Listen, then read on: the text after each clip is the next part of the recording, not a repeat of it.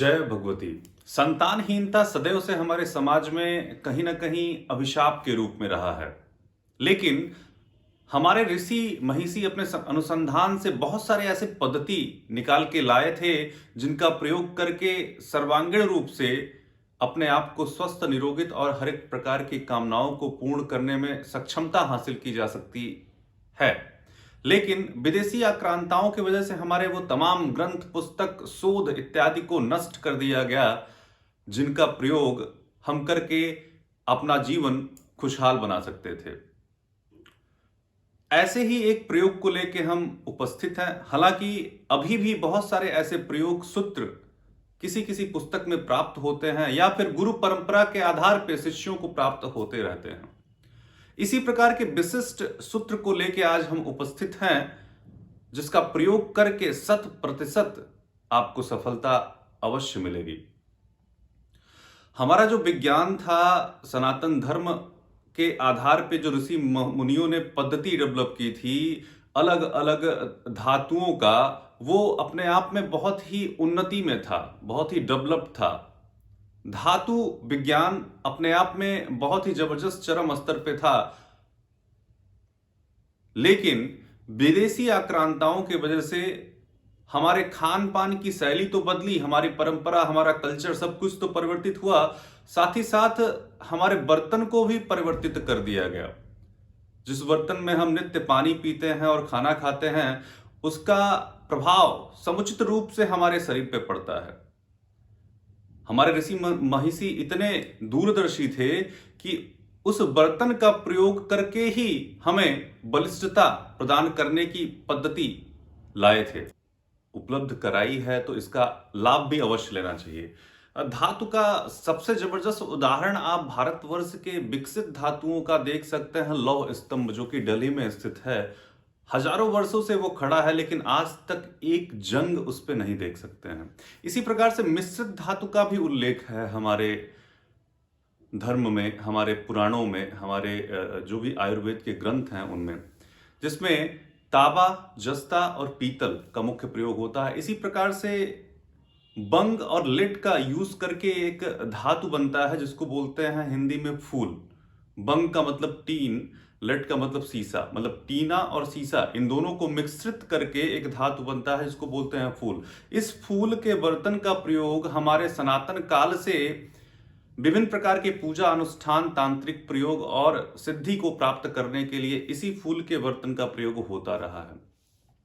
रत्नाकर एक आयुर्वेदिक पुस्तक है, उसमें बताया गया है कि इस धातु का प्रयोग करने से, खाने पीने में प्रयोग करने से 1000 प्रकार के रोगों का शमन होता है। हालांकि तांत्रिक प्रावधान, लक्ष्मी प्राप्ति के लिए भी इसका प्रयोग होता है, लेकिन इस पे हम इस विषय में बात नहीं करने वाले हैं। हमारा आज का विषय है संतानहीनता का शमन, संतान कैसे प्राप्त किया जाए। तो आइए आगे बढ़ते हैं। किसी भी शुक्ल पक्ष के षष्ठी तिथि को जो संतानहीन दाम्पत्य हैं उनको बाजार से जाके 2 सेट फूल के बर्तन का लेके आना चाहिए, और संध्या काल में आप मिलेट्स, जिसमें कोई भी मिलेट्स जिसका चावल बनता हो, मिलेट्स का मतलब होता है जैसे कि कोदो और सावा इत्यादि का जो भात या चावल बनता था, तो कोदो का प्रयोग इसमें करना है। कोदो जो मिलेट्स है, इसका खीर बनाना है। खीर में पंचमेवा और केसर का प्रयोग अनिवार्य रूप से आवश्यक है। ये खीर बनाने के बाद आपको माँ लक्ष्मी के सम्मुख इसको प्रस्तुत करना है, भोग लगाना है, अर्पित करना है, और इसके साथ साथ षष्ठी देवी का स्तोत्र जो कि डिस्क्रिप्शन में हम आपको दे देंगे, इस स्तोत्र का 3 बार पाठ करना है। पति पत्नी को दोनों को सम्मुख रूप से बैठ के एक मीठे तेल का दीपक या फिर घी का दीपक अवश्य प्रज्वलित कर लें, जिसको रक्षा दीपक कहते हैं, और इस पाठ को करें। करने के बाद अपने अपने अलग अलग थाली में जो खीर का प्रसाद है इसका सेवन करें। और ये प्रक्रिया आपको 21 दिन अर्थात 21 शुक्रवार, मतलब 4 सप्ताह, 4 महीनों तक करना है। और इस बीच में आपको याद ये रखना है कि जब आप बेबी प्लानिंग करें तो ये प्रक्रिया 4 महीने संपन्न होने के बाद ही करें। 4 महीने के बाद ऐसा नहीं है कि इस बर्तन का प्रयोग करना आपको छोड़ देना है, लेकिन बेबी प्लान पहले आप स्टार्ट करें और 4 महीनों तक इस पदार्थ का इसका सेवन करना स्टार्ट करें।